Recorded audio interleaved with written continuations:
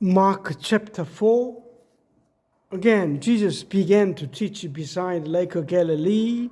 The crowd that gathered around him was so large that he got into a boat and sat in it. The boat was out in the water, and the crowd stood on the shore at the water's edge.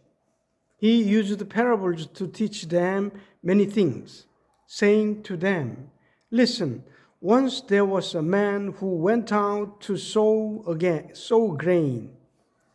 As he scattered the seed in the field, some of it fell along the path, and the birds came and ate it up. Some of it fell on rocky ground where there was little soil. The seeds soon sprouted because the soil wasn't deep. Then when the sun came up, it burned the young plants. And because the roots had not grown deep enough, the plants soon dried up. Some of the seed fell among thorn bushes, which grew up and choked the plants, and they didn't bear grain. But some seeds fell in good soil, and the plants sprouted, grew, and bore a grain. Some had 30 grains, others 60, and others 100. And Jesus concluded, "Listen then, if you have ears." When Jesus was alone, some of those who had heard him came to him with the 12 disciples and asked him to explain the parables. "You have been given the secret of the kingdom of God," Jesus answered. "But the others who are on the outside hear all things by means of parables, so that they may look and look, yet not see. They may listen and listen, yet not understand. For if they did, they would turn to God, and he would forgive them."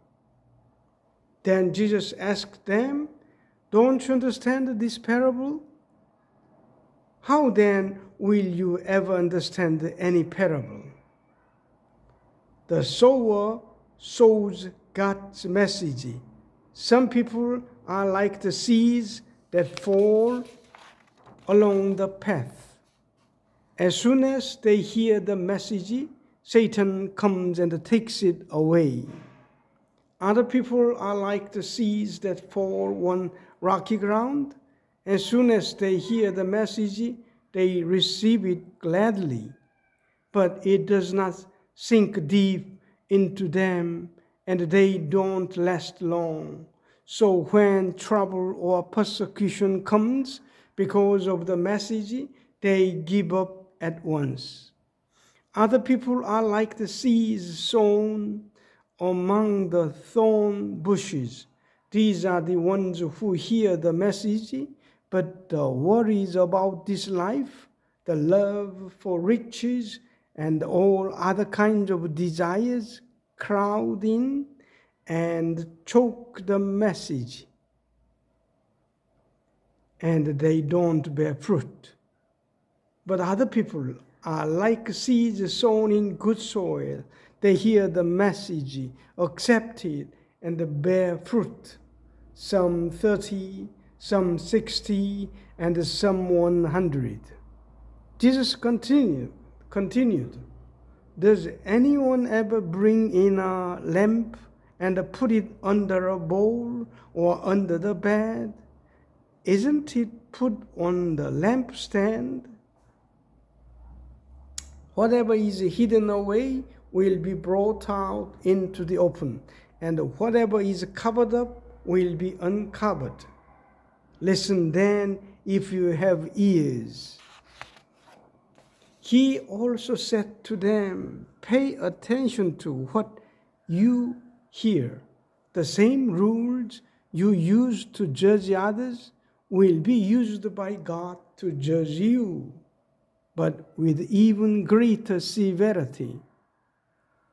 Those who have something will be given more, and those who have nothing will have taken away from them even the little they have.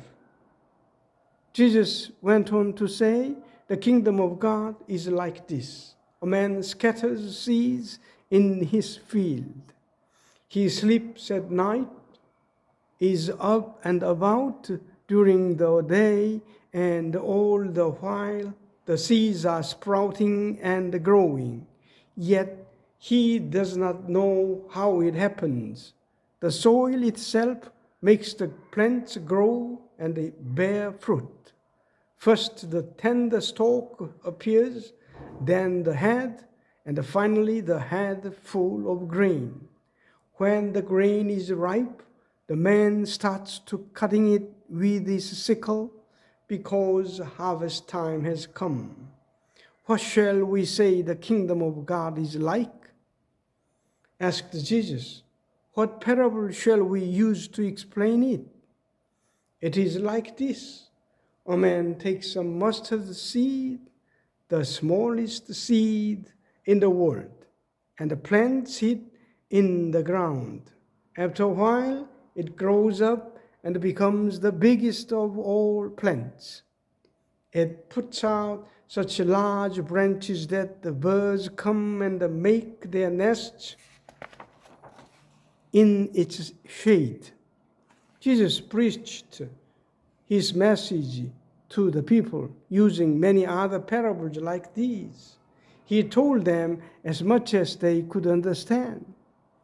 He would not speak to them without using parables, but when he was alone with his disciples, he would explain everything to them.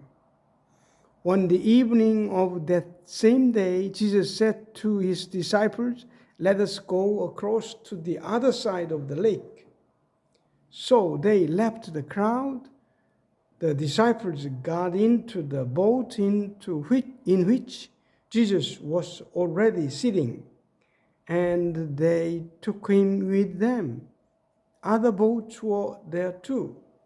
Suddenly a strong wind blew up, and the waves began to spill over into the boat so that it was about to fill with water. Jesus was in the back of the boat, sleeping with his head on a pillow. The disciples woke him up and said, "Teacher, don't you care that we are about to die?" Jesus stood up and commanded the wind, "Be quiet." And he said to the waves, "Be still." The wind died down, and there was a great calm. Then Jesus said to his disciples, "Why are you frightened? Do you still have no faith?" But they were terribly afraid and began to say to one another, "Who is this man? Even the wind and the waves obey him." Chapter 5. Jesus and his disciples arrived on the other side of Lake Galilee in the territory of Gerasa. As soon as Jesus got out of the boat, he was met by a man who came out of the burial caves there. This man had an evil spirit in him and lived among the tombs. Nobody could keep him tied with chains anymore.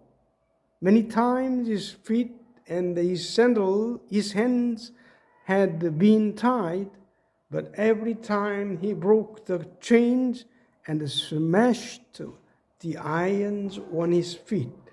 He was too strong for anyone to control him.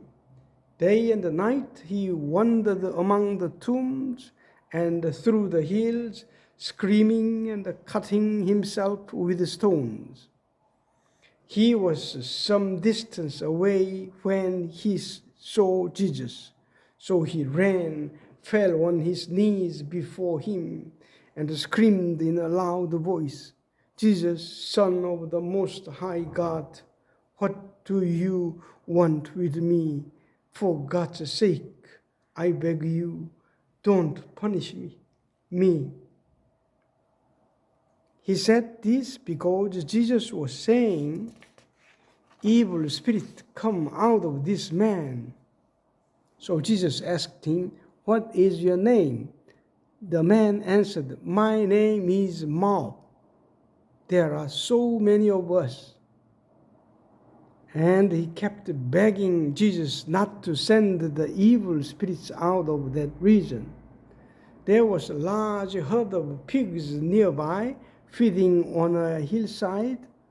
So the spirits begged Jesus, send us to the pigs and let us go into them. He let them go, and the evil spirits went out of the man and entered the pigs. The whole herd, about 2,000 pigs in all, rushed down the side of the cliff into the lake and was drowned.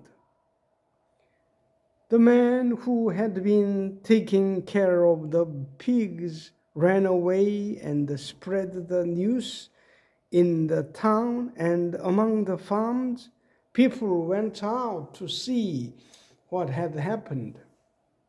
And when they came to Jesus, they saw the man who used to have the mark of demons in him. He was sitting there, clothed and in his right mind, and they were all afraid. Those who had seen it told the people what had happened to the man with the demons and about the pigs. So they asked Jesus to leave their country, their territory. As Jesus was getting into the boat, the man who had the demons begged him, let me go with you. But Jesus would not let him. Instead, he told him, go back home to your family and tell them how much the Lord has done for you and how kind he has been to you. So the man left and went all through the 10 towns, telling what Jesus had done for him, and all who heard it were amazed. Jesus went back across to the other side of the lake. There, at the lakeside, a large crowd gathered around him. Jairus, an official of the local synagogue, arrived, and when he saw Jesus, he threw himself down at his feet and begged him earnestly, my little daughter is very sick. Please come and place your hands on her so that she will get well and live.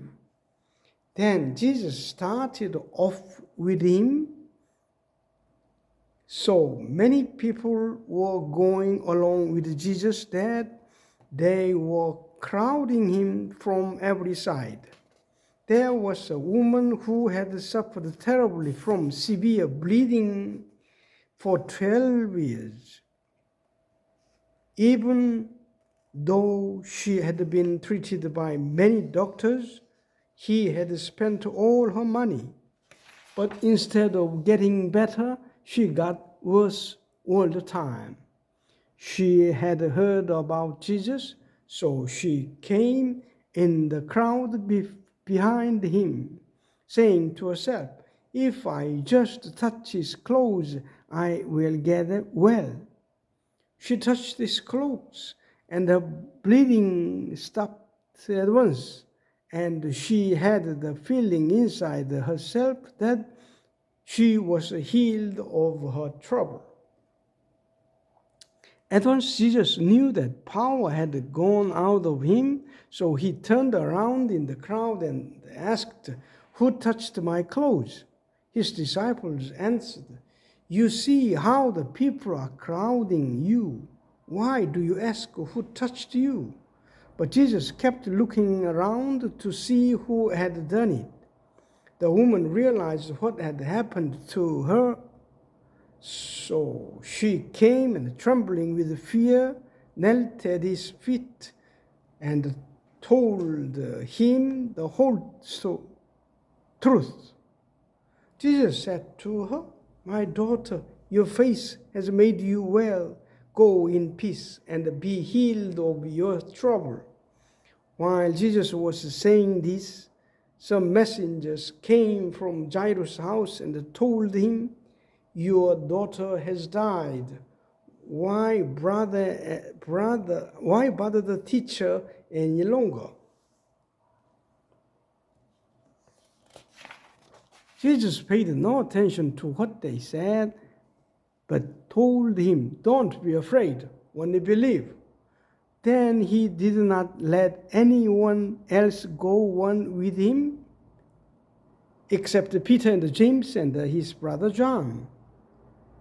They arrived at Jairus' house, where Jesus saw the confusion and heard all the loud crying and the wailing. He went in and said to them, "Why all this confusion? Why are you crying? The child is not dead. She is only sleeping."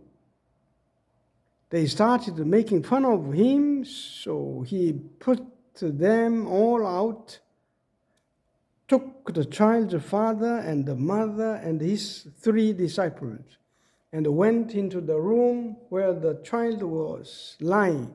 He took her by the hand and said to her, "Talitha kum," which means, "Little girl, I tell you to get up."